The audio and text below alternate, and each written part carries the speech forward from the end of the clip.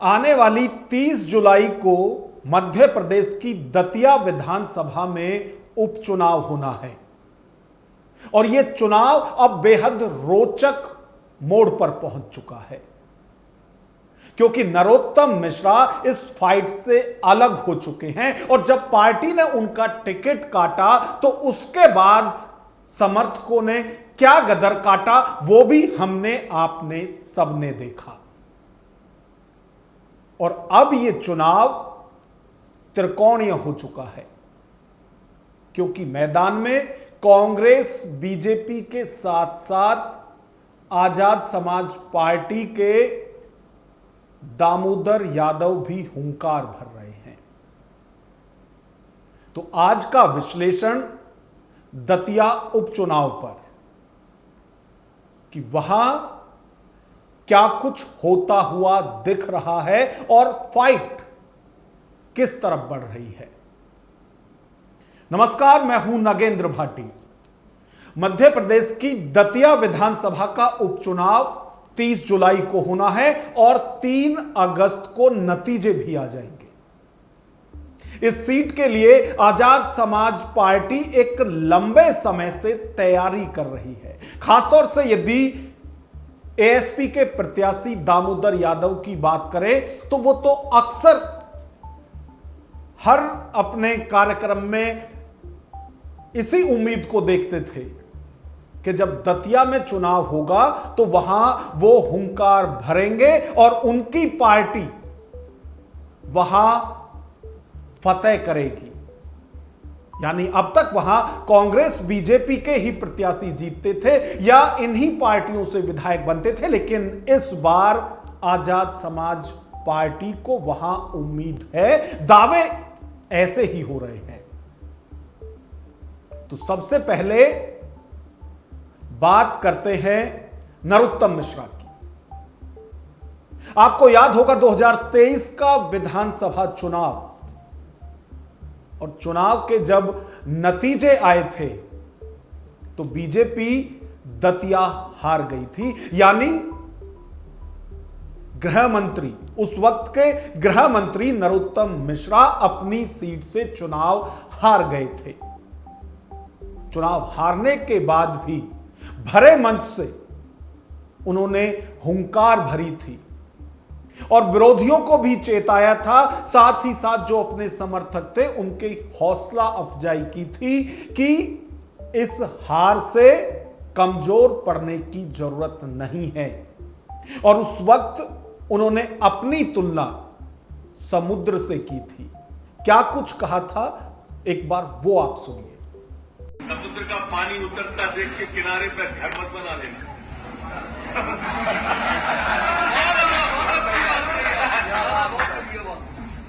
मैं लौट के आऊंगा, ये वादा है। तो 2023 में नरोत्तम मिश्रा ने जो कहा था कि समुद्र का पानी उतर जाने पर किनारे पर घर मत बना लेना, मैं वापस आऊंगा या मैं वापस लौटूंगा, जो उस वक्त कहा था वो करने का मौका था दतिया उपचुनाव में नरोत्तम मिश्रा के लिए। यानी उन्हें साबित करने का एक मौका मिला था कि भले ही 23 हार गए थे, लेकिन इस बार उपचुनाव में वो फतेह करेंगे। उम्मीद भी उनको थी, यहां तक कि नामांकन की पूरी तैयारी भी उन्होंने कर ली थी, लेकिन पार्टी ने ही उन पर विश्वास नहीं किया। यानी पार्टी ने उन्हें टिकट नहीं दिया। उनकी जगह आशुतोष तिवारी को मैदान में उतारा गया। और जब घोषणा हुई कि नरोत्तम मिश्रा को तो पार्टी ने ही फाइट से बाहर कर दिया है, उसके बाद समर्थकों की तरफ से खूब हो हल्ला हुआ और किस तरह का गदर काटा गया वो भी सबने देखा। लेकिन इस सब के बाद अब नरोत्तम मिश्रा कह रहे हैं कि वो समर्थकों का गुस्सा था। टिकट नहीं मिला तो उसकी नाराजगी उन्होंने दिखाई, लेकिन अब सब कुछ शांत है। और वो तो इन अटकलों पर भी कह रहे हैं कि जो लोग कह रहे हैं कि नरोत्तम मिश्रा इधर चले जाएंगे, उधर चले जाएंगे, यहां से चुनाव लड़ेंगे, वहां से चुनाव लड़ेंगे, वो कहीं नहीं जा रहे हैं। वो बीजेपी में पैदा हुए थे और बीजेपी में ही मरेंगे। तो नरोत्तम मिश्रा को भी सुनिए। आशुतोष जी जीतेंगे, आप निश्चित मान के चलिए। और जहां तक सवाल ये इस तरह की अफवाहें जो आती रहती हैं कि इधर जा रहे हैं उधर जा रहे हैं, तो एक बात मैं आपके माध्यम सबसे कहना चाहता हूं, नरोत्तम मिश्रा भाजपा में ही जन्म हुआ है और भाजपा में ही मरेगा। इधर उधर की कोई बात नहीं हो सकती है। यानी नरोत्तम मिश्रा अब मैसेज दे रहे हैं कि ऑल इज वेल हो चुका है, यानी उनकी पार्टी में सब कुछ सही है, वो नाराज नहीं है। वो बार बार दावा भी कर रहे हैं कि भैया मैं बड़ा नेता तो सिर्फ मीडिया के लिए ही हूं, और अब तो यह साबित भी हो चुका है, जब मेरा टिकट ही कट गया तो काहे का बड़ा आदमी। बड़े नेता तो आशुतोष तिवारी हैं जिन्हें टिकट मिला है, और वो दावा भी कर रहे हैं कि वो हर संभव मदद यहां पर पार्टी प्रत्याशी की करेंगे और पार्टी ये चुनाव जीतेगी भी। यानी बीजेपी की तरफ से जो बागी होता हुआ नेता दिखाई दे रहा था, वो भी पार्टी की जीत के लिए हुंकार भर रहा है। वहीं यदि कांग्रेस की बात करें तो कांग्रेस के नेताओं की तरफ से भी अपनी जीत का दावा किया जा रहा है, और वो इसलिए भी क्योंकि मौजूदा विधायक उन्हीं की पार्टी का था। यानी 23 में नरोत्तम मिश्रा को कांग्रेस ने ही वहां पर हराया था और राजेंद्र भारती चुनाव जीतकर विधायक बने थे। लेकिन अब राजेंद्र भारती अयोग्य घोषित कर दिए गए हैं, तो अब वहां यह बाय इलेक्शन हो रहा है। अब कांग्रेस की तरफ से घनश्याम सिंह वहां प्रत्याशी हैं, वो भी अपनी जीत का पूरा दावा कर रहे हैं। वहीं यदि कांग्रेस के ही नेता और पूर्व मंत्री जीतू पटवारी की बात करें तो वो तो बाकायदा 25,000 का आंकड़ा भी दे रहे हैं कि पार्टी 25,000 वोटों से यहां चुनाव जीतने वाली है। ऐसा है कि भारतीय जनता पार्टी मोदी गारंटी का हिसाब देना पड़ेगा, भ्रष्टाचार का देना पड़ेगा, ये जो revenge politics Bharatiya Janata party करती है इसका जवाब देना पड़ेगा, क्यों बच्चे गरीब है, कुपोषित है, बेरोजगार है, इसका उत्तर देना पड़ेगा, क्यों पत्रकारों पे हमले होते हैं इसका उत्तर देना पड़ेगा। कांग्रेस पार्टी के लिए बहुत अच्छा माहौल है। भाजपा सरकार से बहुत नाराजगी है जनता में, हर वर्ग परेशान है, इसलिए हमारी जीत सुनिश्चित है, अच्छे मार्जिन से। पिछड़ गई है तो उसके लिए भाजपा सरकार जिम्मेदार है।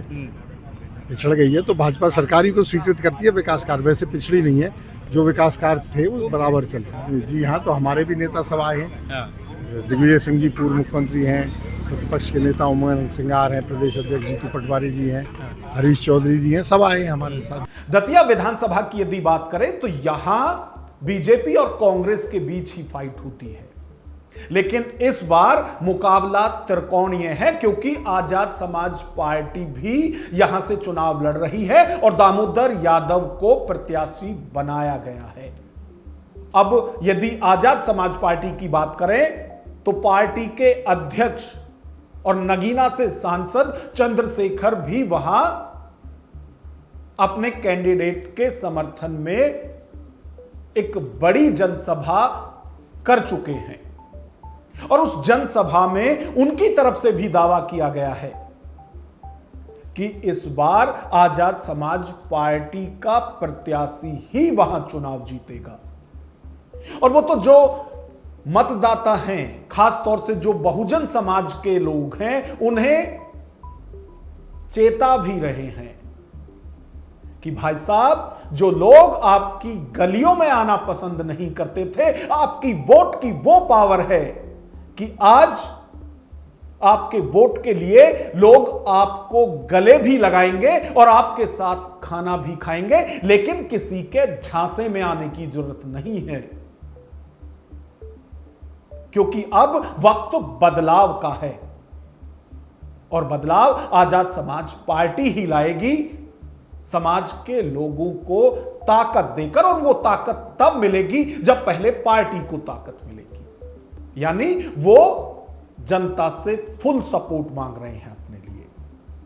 चंद्रशेखर क्या कुछ कह रहे हैं, एक बार उनको भी आप सुनिए। एक और बात, ये लोकतंत्र है, ये लोकतंत्र, इसकी असली ताकत आपको अगले 20 दिन देखने को मिलेगी।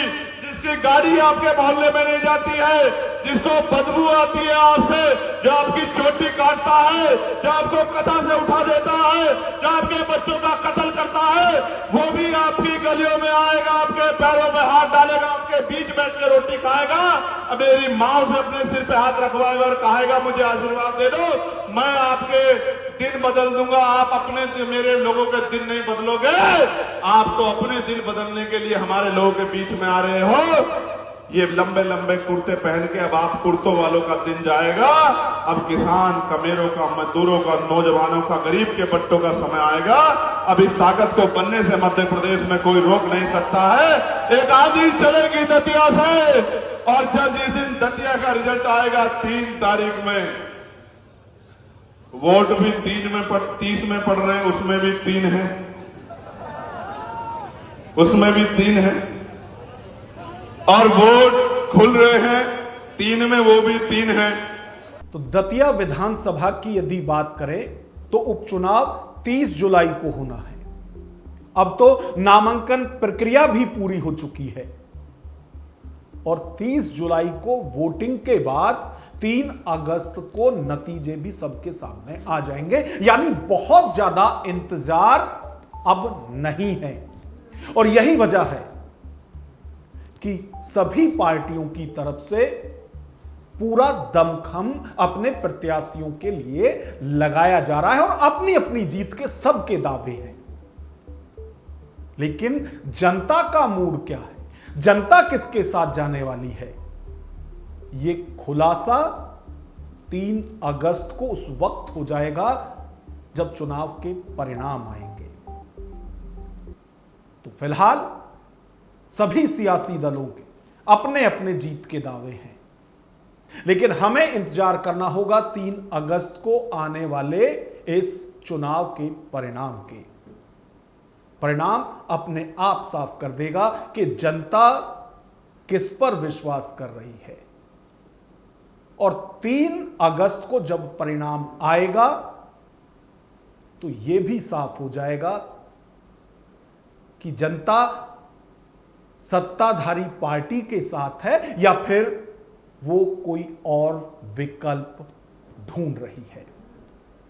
तो इस पूरी खबर पर आपकी क्या राय है, कमेंट बॉक्स में अपनी राय हमें जरूर लिखें। और यदि वीडियो पसंद आई हो तो लाइक करें, और इसी तरह की वीडियो देखने के लिए हमारे चैनल को सब्सक्राइब करें। नमस्कार।